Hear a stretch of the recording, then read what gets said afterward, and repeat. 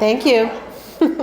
I'm Martha Oakes. I think I know most of you here today. I'm the chief curator at the Cape Ann Museum, and it's a pleasure to be here, Catherine. Thank you for including us. Catherine asked if I would sort of give a little survey about artists being inspired by the harbor. So I primarily looked at the museum's own collection. So what you see are things that have been donated to us over the years. It's not exhaustive or comprehensive, but it does give you a good feeling for how inspiring the harbor has been over the past 400 plus years. Let's see.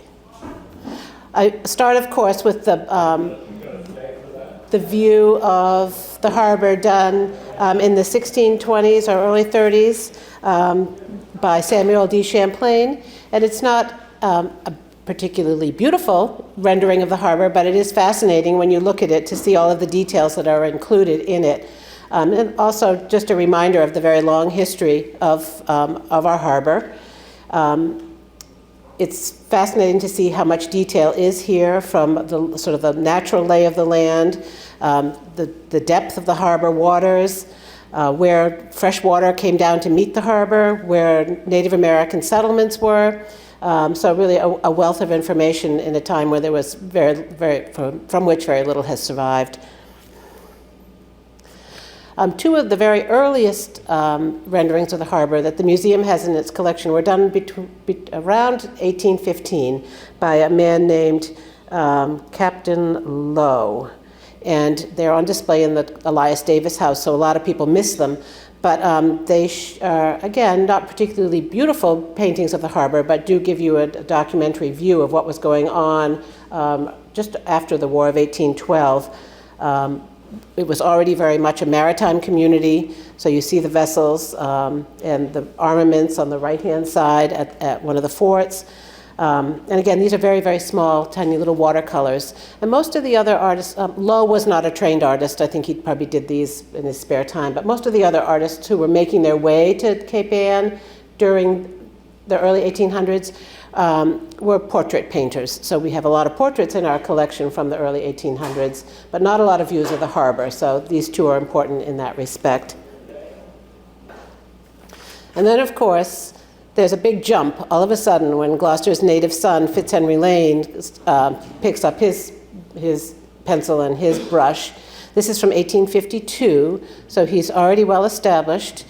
He had been in Boston for several years working as a printmaker, and then returns to Gloucester in 1847 and becomes a quite well-known marine artist. And most of his most important and most beautiful paintings are of Gloucester Harbor. This one, of course, is done from over near Stage Fort Park, looking back at Pavilion Beach with the fort on the right-hand side, and then the Summer Hotel, the pavilion, on the left-hand side, and very typical of Lane's work. And in a time before photography, he really has supplied us with almost photographic images of what was going on, and it's great to see Justin using the painting so much to talk about all the maritime commerce taking place. This one, of course, shows the fishing vessel right in the center, and then sort of the parade of different vessels that were frequenting the harbor. Gloucester was blessed with a large, deep, natural harbor that a lot of communities didn't have, and that allowed it really to prosper during the 1800s. And you see the signs of all that commerce and effort in Lane's paintings. In the wake of Lane, Lane was quite well known during his time, and he really, we think, sort of opened the floodgates to other artists coming here. And all of them, they were drawn to all different aspects of the area, but most, aside from the portrait painters, were drawn to the harbor. And we see these paintings, on the one on the left-hand side, painting and an etching. The one on the left was done by William Morris Hunt, who was a Boston painter who came out this way in the 1870s. Again, we don't know for sure that he knew Lane, but chances are that he knew of Lane and Lane's success at capturing the harbor. And Hunt brings students with him to this area. He's best known for admitting women students into his painting classes at a time when women weren't invited necessarily to become professional artists. And he did his view of Gloucester Harbor from the head of the harbor, up near where, I'm not even sure what's in the old James Conley or Conley fish market at the head of the harbor. looking out towards Rocky Neck and then out past where the paint factory is now. And William Morris Hunt was quite well known during his lifetime. This painting is now at the Museum of Fine Arts in Boston. I wish it was here in Gloucester, but it only comes to visit now and then. And then a few years later, the Philadelphia etcher Stephen Parrish shows up with his students. He stays over at East Gloucester, and he must have gotten wind of William Morris Hunt's painting, so he does an etching that's a dead ringer for it. Printmaking is an interesting thing because a lot of artists caught on right away with the idea, why make one work of art when you can make multiple copies and sell them over and over again. And Parrish was quite successful. He did many, many renderings of the harbor. And as I said, had a number of students with him, many of whom who stayed on to continue that sort of thread of artists on Cape Ann. So these, again, William Morris Hunt is from the 1870s, and then Stephen Parrish is from the 1880s. And that's really the beginning of the opening up the floodgates of artists coming in here. And of course, the best known summer artist to work in this area, Winslow Homer, who first came here in 1873. And when he first came, he was doing woodcuts for magazines like Harper's Weekly, and the same newspapers that you were delving into, Justin, looking for tidbits about the railways. They let us know that the people of Gloucester were really excited to have a newspaper illustrator coming here, because just like today, they all love seeing images and accounts of their town in a magazine or a newspaper. And so we know that Homer was here doing these woodcuts, including the one on the right-hand side that shows shipbuilding here, actually here in Gloucester Harbor rather than over in Essex. And then he returns again in 1880, and that summer is the one where he stays on 10 Pound Island out in the middle of the harbor, so literally putting himself right in the middle of everything. And that's the year he also devotes himself to doing watercolor paintings. And we see an example on the left-hand side here of the lighthouse and the lighthouse keeper's house on 10 Pound Island. And even more than Lane, Homer was very well known, and again, his success here and his inspiration that he found in the harbor led to many, many more artists coming this way. This is a wonderful painting by an artist named D. Jerome Elwell, who was born here in Gloucester in 1847, and we don't hear much about him, primarily because Lane was so dominant during this time period, but this was probably done in the early 1890s, and we don't know that Elwell knew Lane, but he certainly knew of his work. And this was done when all of the mackerel fleet was in the the outer harbor. The breakwater hadn't been built yet, but when there was bad weather, vessels would frequently come in around into the harbor as far as they could get to ride out a storm or something. And so you see the mackerel fleet here. And Elwell traveled in Europe a little bit. He and his cousin Daniel Elwell were sponsored by Samuel Sawyer to go to Europe to study some of the old masters. But a lovely little rendering of the harbor. And it also gives you a sense of the number of fishing vessels that were appearing in Gloucester Harbor in the years after the Civil War. That was the period of extreme growth of the fishing industry, when the numbers bumped up to 200-300, as Justin said, and when the weather was bad, even more vessels in port. And so it's wonderful to see the documenting of that period.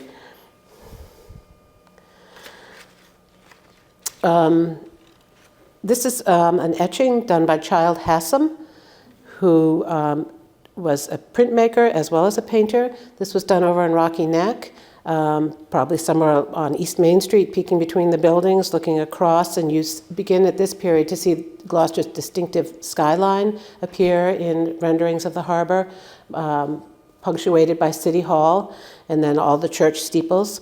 And Hassam did a series of etchings here in Gloucester during the 1920s. He also did a number of paintings here in Gloucester. Unfortunately, we don't have a painting of his yet, but we're on the lookout. And he was the beginning of the artists who regularly traveled to Europe to study and brought back all new theories and thoughts with them, which you see reflected in their paintings. So this is, again, one of a series. And again, you get a sense of the fishing masts, I'm not sure, but Justin, maybe you can tell us what the smokestack is from, but sort of the beginnings of industrialization around the waterfront, and then with the little houses sort of tucked in still in the foreground. With the advent of photography, we see a lot of artists turning to that medium. The picture on the right was done by a woman photographer named Eleanor Park Custis, who was a painter and a photographer. She lived over in East Gloucester and had a studio on Rocky Neck, probably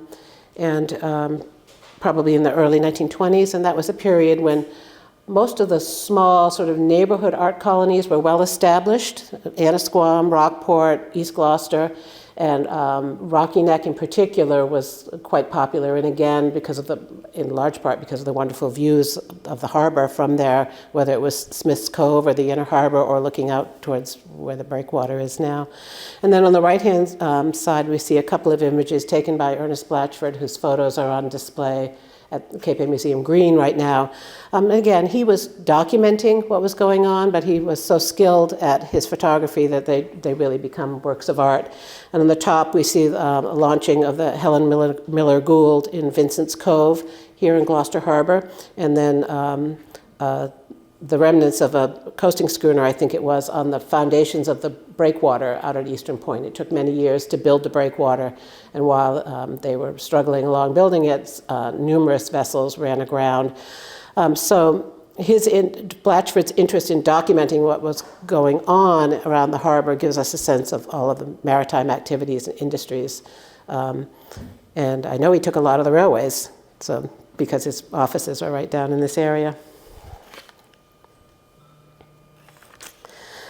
This is probably a familiar painting. We have this on display a lot. This was done by Max Cuny, who we most often associate with Rockport, but who during the beginning of his career in the 19-teens was here in East Gloucester. He also studied abroad and came back this way, and this was done from a perch that we call Banner Hill, which was up above East Main Street, looking down on Smith's Cove on the end of Rocky Neck.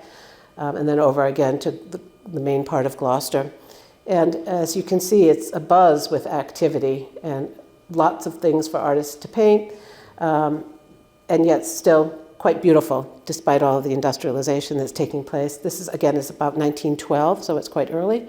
Cuny was a printmaker as well as a painter, and he had numerous, maybe 6 or 8, etchings printed in a book called The Port of Gloucester that was published and written by James B. Conley, who was a very popular Boston writer who spent a lot of time in Gloucester. So images by Cuny were circulated widely, giving people, including artists, a sense of the beauty and the interesting aspects of the Gloucester Harbor. This painting is by John Sloan, who first came to Gloucester in 1914, and he's most closely associated with the Ashcan School and his work done in New York City.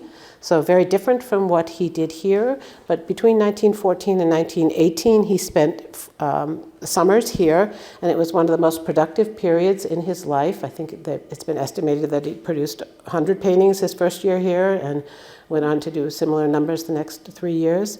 And many of his renderings are of Gloucester Harbor. He stayed over on East Main Street, right at the head of Rocky Neck. He had students here with him and spent a lot of time out wandering around East Gloucester, over to the back shore and out towards Eastern Point, painting paintings like this one.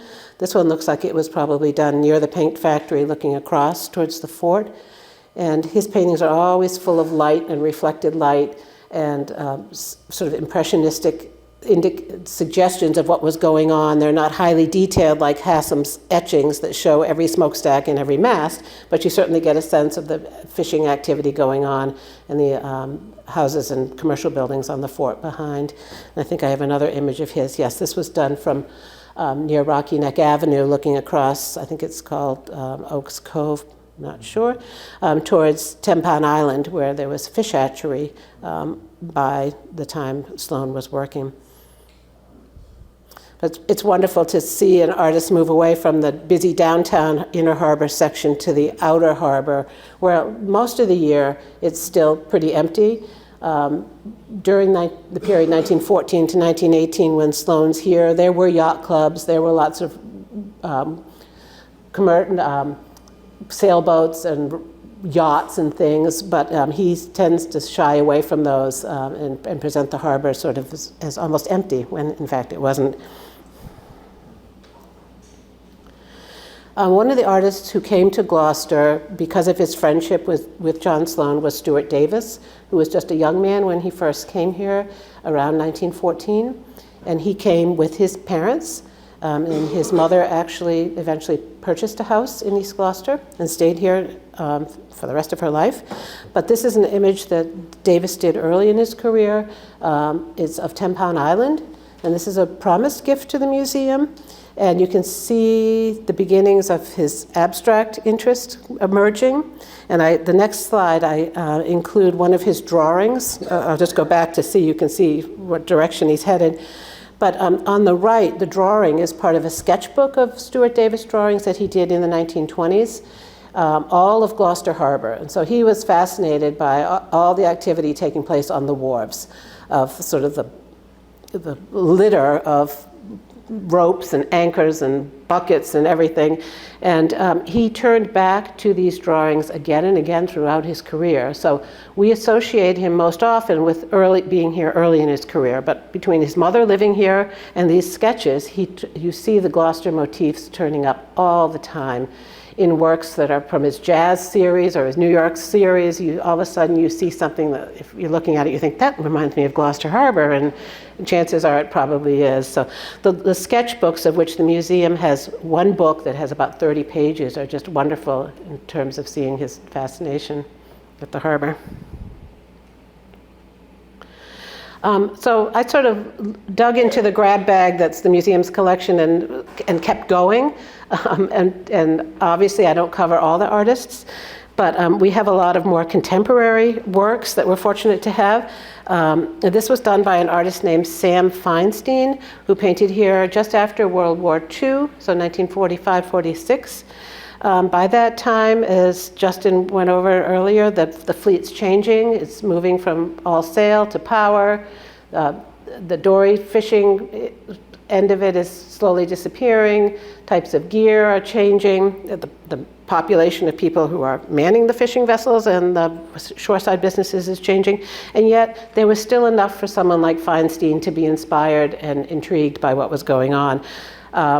This is the time period. It doesn't show in this painting, but we have some other ones by him that shows some of the gillnet racks over in East Gloucester that I think they're all gone now, but were fascinating to artists. And like Stuart Davis, some of the litterings of things on the wharf here in the foreground. And Feinstein was here for just a few years, and then, like so many artists, he moved on to Provincetown. I don't know if Gloucester was changing too fast. The schooners were leaving. It wasn't quite as romantic looking or beautiful looking as it had been. Again, this is the 1940s. So a lot of artists moved to other areas. But the area, including the harbor, continues to inspire people. This is actually, this slide should have been before the Feinstein. This is an early Milton Avery done in the 1930s of Gorton's over in East Gloucester. As some of you know, Gorton's used to have sites all around the harbor, and Avery stayed mostly in Rocky Neck, and so explored that area. So this is called The Harbor at Night. This is at the Phillips Collection in Washington. And he moves on in other directions later on, but early in his career, his fascination was with the working waterfront. This is a Frederick Mulhaupt that's, again, a promised gift to the museum. We all are very interested in these more abstract modern ones, but for most of the 20th century, these views of Gloucester Harbor, very conventional, very traditional views, were what was the favored sort of artwork here in Gloucester. These were done by members of what was called the Cape Ann School of Painting, and don't really show the nitty-gritty side of the waterfront as much as Feinstein might have. But this, we suspect this was done near Vincent's Cove again, with the very close quarters And maybe we can pull out a map later that shows Justin where Vincent's Cove was. But sort of the last of the fishing schooners and some of the early Italian boats that were essentially oversized dories with sails on them. And then the suggestion of some of the wharf activity in the background. This is an interesting painting done by William Meyerowitz. And I include this one because it shows sort of the transitions taking place in and around Gloucester Harbor during the 1920s and 30s. In the foreground, you can see the three laborers pulling the wagons or the carts with their gear in there. But then you also see just to the right of them, the automobiles. So again, just as the fleet's changing from sail to power, the shore side is changing also. And this shows Harbor Cove with the fort in the background and then the outer harbor in the distance. Again, a few of the last all sail vessels there, but already transitioning to power boats.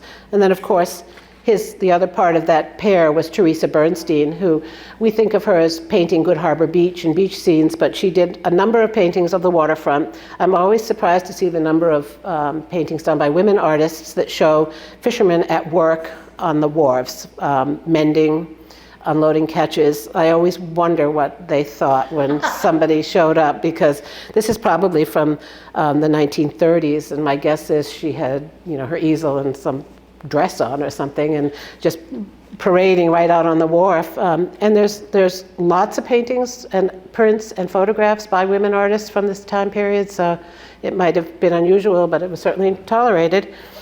So this is a watercolor that was just recently given to us. And these are two etchings done by an artist named Emily Burling Waite, who worked here in the 1930s and 40s. And again, another person who had no qualms about going right down onto the working waterfront and getting her imagery. So on the left, we see Harbor Cove again with City Hall, the very distinctive tower.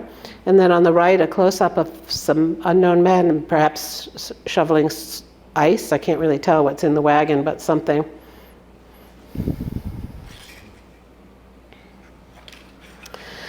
This is done by a New York artist named Alfred Levitt, who lived from 1894 to 2000. And I'm not sure where he was, but perhaps on the roof of some building. We see the suggestion of Our Lady of Good Voyage Church, and then the waters of the inner harbor there. And I don't know a lot about Levitt, so it's a research project coming up. A few years ago, the museum was given this painting by Frank Stella, from the early 1950s when he was a student. His family stayed in a summer house in Ipswich, Massachusetts, and he made his way out here a couple of times. This was unknown to us. He, of course, goes on to great fame. He just passed away, I think, last year. But this very early view, again called Gloucester Harbor, is just fascinating to us. This is by a man named Max Schwartz, who had a studio on Rocky Neck, was good friends with the artist Nell Blaine. So we see family photos of them. She had a studio that looked right out over the water, and we suspect he did this one from that area. It's not dated, but it could be as early as, or as recent as the 1980s.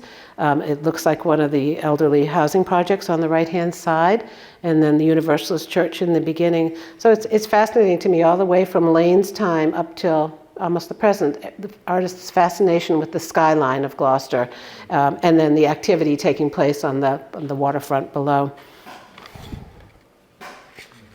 This is an even more recent one. This is by Howard Klein, who worked on Cape Ann for a number of years. Some of you might have known him. He's moved on now. But his depiction of the fishing fleet, I think this is from the 1980s or early 90s. And then this one, which is one of my favorites. This is by a woman named Elaine Wing, who is still living. She's quite elderly. And Mars, the manship retreat over in Lanesville, Folly Cove, just had an exhibition of her work. She was fascinated by the harbor. You see the paint factory on the left-hand side. It's almost like a bird's eye view. The lobster boats coming in, and then the fort on the right-hand side. This is a very large painting, might be 3 feet by 5 feet. This is by a gentleman named James Flack, who taught at Montserrat for a number of years, passed away just recently. He was trained as an architect and grew up in the middle of the country and came out this way to work as an architect, and became fascinated with painting. Spent quite a bit of time here in Gloucester as well as teaching at Montserrat, and this is his rendering of Gloucester Harbor. This is from the early 2000s.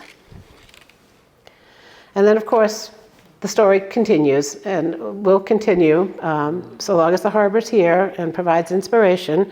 And we're all familiar with Jeff's work. So this is by Jeff Weaver. He's one artist who's fortunately stayed here.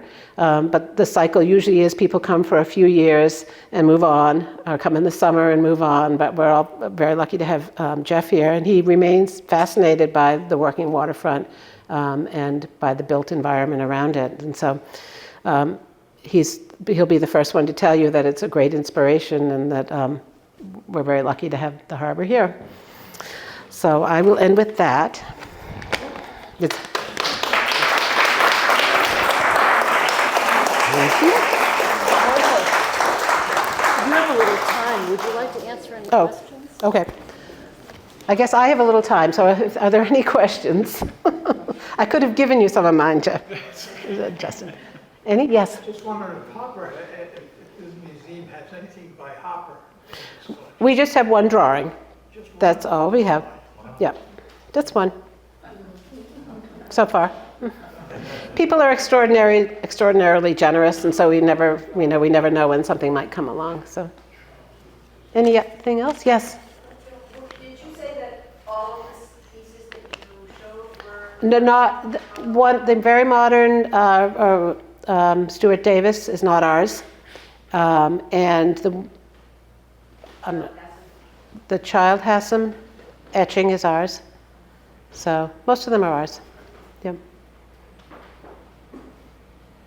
Okay. Yep. Are images, a lot of these available digitally on your site? We're slowly digitizing the collection, and they will be. So we will. Our goal is to be like, when you look at the Courier's or the MFA's website, and you can see all of their collection there.